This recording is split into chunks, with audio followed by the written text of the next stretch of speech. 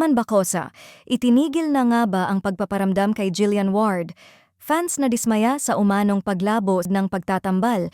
Usap-usapan ngayon sa social media ang umano'y biglaang pananahimik ni Eman Bacosa pagdating sa actress na si Jillian Ward, bagay na ikinadismaya ng maraming fans na matagal nang umaasa sa muling pagkikita ng dalawa.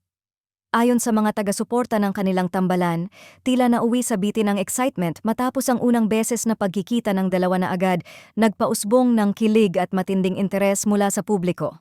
Marami ang nagsasabing hinihintay pa sana nila ang ikalawang pagkikita nina Eman at Jillian, lalo na't naging viral noon ang kanilang unang interaction na tinawag ng fans na may natural chemistry. Gayunpaman, ayon sa mga bali-balita, naging malabo ang posibilidad ng follow-up meeting dahil sa kani-kaniyang pinagkakaabalahan ng dalawa.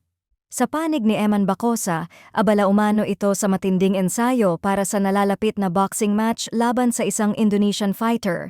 Ayon sa mga fans, tila buong focus ngayon si Eman sa kanyang training at paghahanda, dahilan upang halos wala ng updates o paramdam pagdating kay Jillian. Para sa ilan, nauunawaan nila ang sitwasyon dahil malaking oportunidad umano ito para kay Eman, ngunit hindi pa rin naiwasan ang panghihinayang. Samantala, si Jillian Ward naman ay busy rin sa kanyang sariling karera, partikular sa isang action series kung saan kasama niya si David Licauco. Dahil dito, mas lalong lumakas ang espekulasyon na posibleng nawala na sa priority ang umano'y namumuong koneksyon nina Jillian at Eman.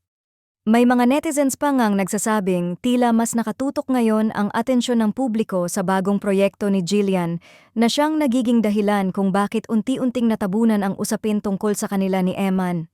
Hindi rin nakaligtas sa mata ng fans ang kawalan ng anumang interaction sa social media, walang comments, walang likes, at walang kahit anong pahiwatig na magpapatunay na may communication pa ang dalawa.